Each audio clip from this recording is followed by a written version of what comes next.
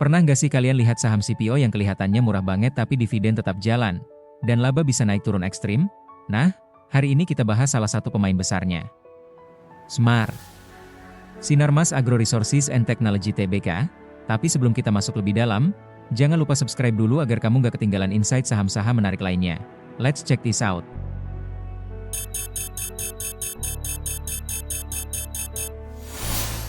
Kalau ngomongin saham CPO di Indonesia, salah satu nama besar yang cukup sering muncul tentu saja Smar, atau PT Sinarmas Agro Resources and Technology Tbk. Perusahaan ini sebenarnya sudah berdiri sejak tahun 1962 dan IPO di Bursa Efek Indonesia pada November 1992. Smar juga masih bagian dari grup besar Sinarmas, yang dikenal punya bisnis luas mulai dari agribisnis sampai properti dan finansial. Nah, bisnis utama Smar itu bukan cuma jual minyak sawit mentah atau CPO saja. Mereka punya model bisnis yang cukup terintegrasi dari hulu sampai hilir. Pertama, bisnis perkebunan kelapa sawit, mulai dari budidaya sampai panen TBS. Kedua, pengolahan CPO dan produk turunannya seperti biodiesel, oleokimia, sampai bahan industri.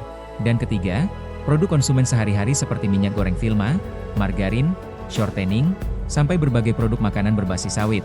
Jadi bisa dibilang, Smar bukan sekadar emiten sawit biasa, tapi pemain besar yang bisnisnya sudah masuk ke banyak rantai industri makanan dan energi di Indonesia. Kalau melihat tren laba bersih Smar beberapa tahun terakhir, ada 3 hal menarik yang cukup menonjol. Pertama, laba Smar sebenarnya sangat fluktuatif karena bisnisnya sangat dipengaruhi harga CPO global.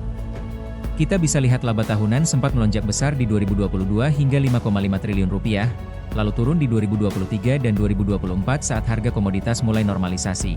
Kedua, meskipun laba sempat turun setelah booming CPO, kinerja Smar mulai pulih lagi di 2025.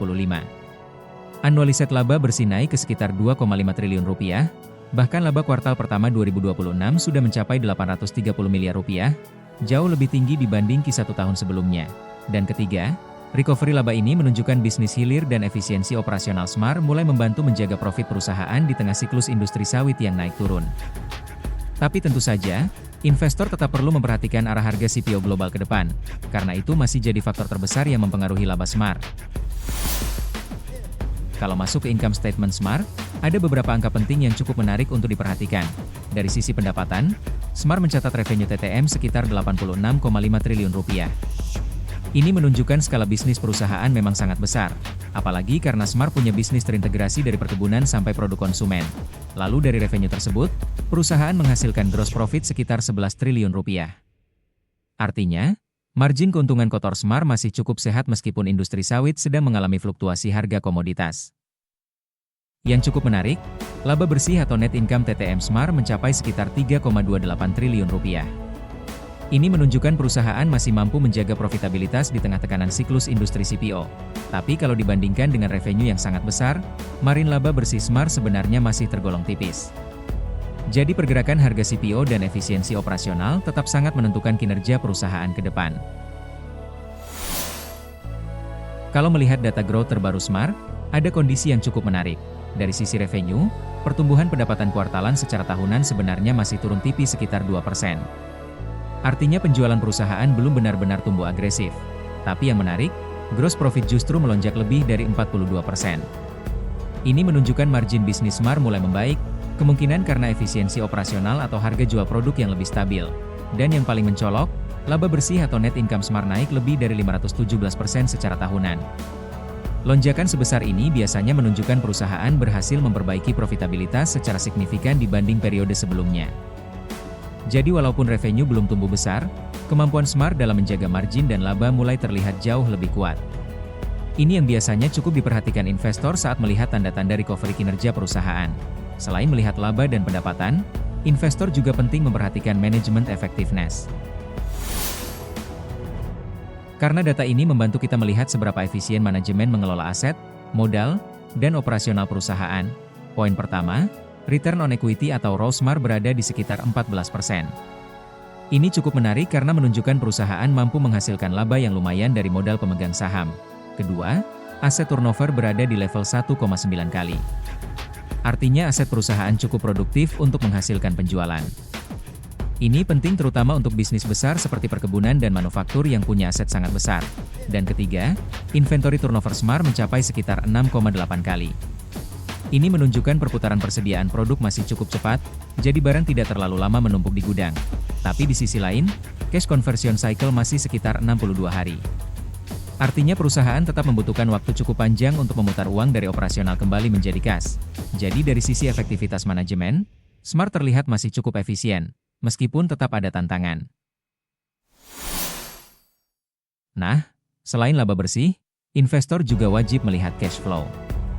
Karena laba besar belum tentu berarti kas perusahaan benar-benar sehat. Cash flow membantu kita melihat apakah bisnis benar-benar menghasilkan uang tunai atau tidak. Poin pertama, cash flow operasional mencapai sekitar 8,8 triliun rupiah. Ini cukup positif karena menunjukkan bisnis inti perusahaan masih mampu menghasilkan arus kas yang kuat dari operasional sehari-hari. Kedua, Smart juga cukup agresif melakukan investasi dengan cash from investing sekitar minus 4,4 triliun rupiah dan capital expenditure mencapai 3,2 triliun rupiah. Biasanya ini berkaitan dengan pengembangan kebun, pabrik, atau ekspansi bisnis jangka panjang. Dan poin ketiga yang menarik, free cash flow masih positif sekitar 5,6 triliun rupiah. Ini penting karena free cash flow sering dianggap sebagai uang sisa bersih yang bisa digunakan perusahaan untuk ekspansi, bayar utang, atau membagikan dividen ke pemegang saham. Jadi secara cash flow, kondisi Smart terlihat masih cukup sehat dengan kemampuan menghasilkan kas yang kuat meskipun tetap aktif melakukan belanja modal. Nah, sekarang kita masuk ke valuasi.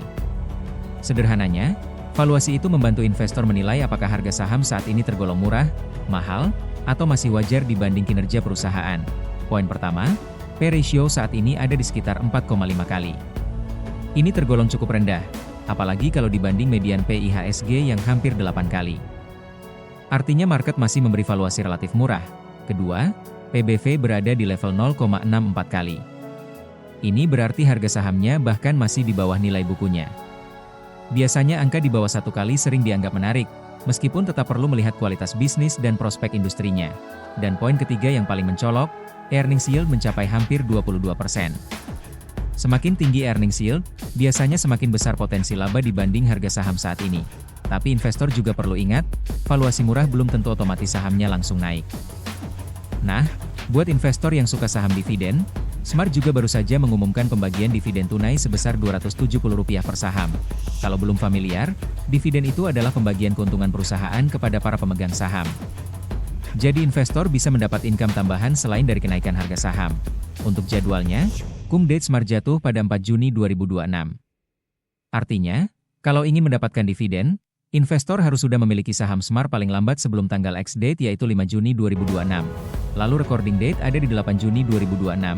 Yaitu tanggal penentuan siapa saja pemegang saham yang berhak menerima dividen, dan terakhir, pembayaran dividennya dijadwalkan pada 18 Juni 2026. Dengan dividen Rp270 per saham dan harga saham di kisaran Rp5.100, dividen yield Smart saat ini juga tergolong cukup menarik di atas 5%. Kalau kita rangkum, Smart punya beberapa kelebihan yang menarik. Pertama, bisnisnya terintegrasi dari hulu ke hilir, jadi lebih tahan terhadap fluktuasi di satu segmen. Kedua, cash flow masih kuat dan dividen rutin dengan yield yang cukup menarik. Ketiga, valuasi Smart tergolong murah dibanding kinerja keuangannya. Tapi di sisi risiko, laba sangat dipengaruhi harga CPO global yang fluktuatif, dan belanja modal tetap tinggi karena bisnisnya padat aset. Kesimpulannya, Smart adalah emiten kuat secara fundamental, tapi tetap sensitif terhadap siklus komoditas. Disclaimer, ini hanya edukasi, bukan ajakan beli atau jual saham. Kalau menurut kalian, Smart lebih cocok buat investasi jangka panjang atau trading siklus? Tulis di komentar ya.